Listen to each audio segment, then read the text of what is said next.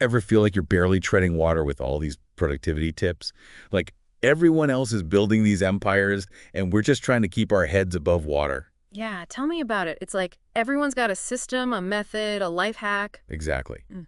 So today, we're doing something a little different. We're going back to basics, looking at what really drives productivity. And get this, we're using economics to do it. Economics, huh?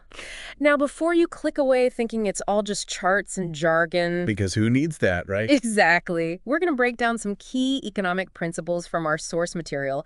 And trust me, you'll be surprised how relevant this stuff is to your daily grind. Seriously, like who knew economics could actually help you get things done? Okay, so the source dives right in with this great example.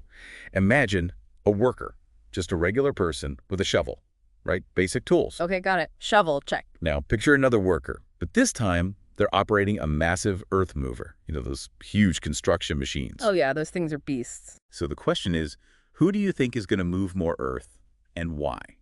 Well, assuming they both know how to use their tools, the earth mover's going to win every time, right? I mean, it's pure power and efficiency. Exactly. And this brings us to a key economic concept. Capital. Now, hold on. I don't just mean money here. Right, it's not just about having cash to splash around. The source makes it clear in this context. Capital means the tools, the machines, the tech, anything that basically amplifies our efforts. Just like that earth mover compared to the humble shovel. It's a force multiplier. And when you think about it, this has been going on for centuries.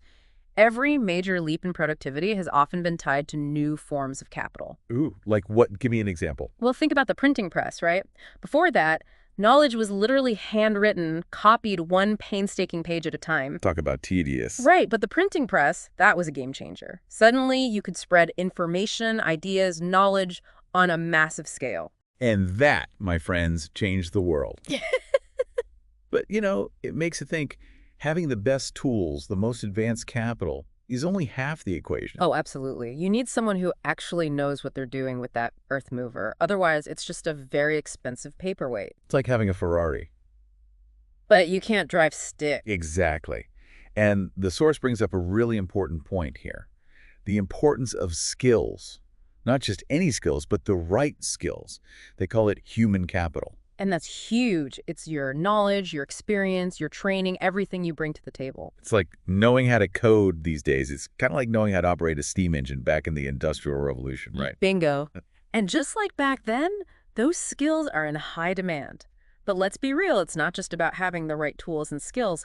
There's another layer to this productivity puzzle. Okay, I'm intrigued. Lay it on me. Specialization. Specialization, Oh. okay? Sounds a bit Industrial Revolution if you ask me. Well, you're not wrong. This is where things really took off during the Industrial Revolution. Adam Smith, a big name in economics, used the example of a pin factory to explain this. Imagine, right, one person making an entire pin, start to finish, all by themselves. Sounds inefficient. Exactly. Now imagine a team, okay?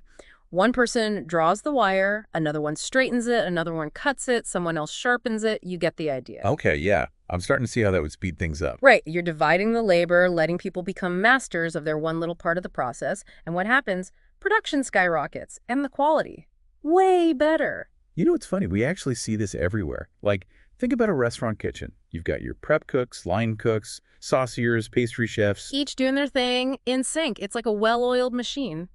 And speaking of machines, our source talks about how this idea of specialization works best at a certain scale. Scale? Like size matters. Kind of, yeah. It's like, think about a small bakery versus a massive food factory, right?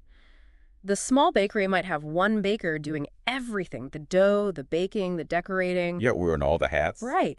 But that giant factory, they can have entire teams dedicated to each stage. They've got the scale to make that hyper-specialization work. It's fascinating. It really is.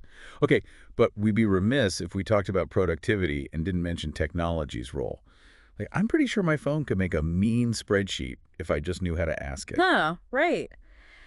Our source uses this cool example of a fuel-efficient earth mover. It gets the same work done, but uses less fuel, costs less to run, and is easier on the environment. It's like doing more with less. Exactly. Think about software updates, right? They're always promising to make you more efficient, streamline your workflow. It's the same idea using technology to boost our productivity. So if I'm hearing you right, It's not just about working harder, but working smarter. We need the right tools, that's our capital, the right skills, human capital, and to figure out how to specialize and let technology do what it does best. You got it. But here's the real question. What happens when the tools themselves start to learn and specialize?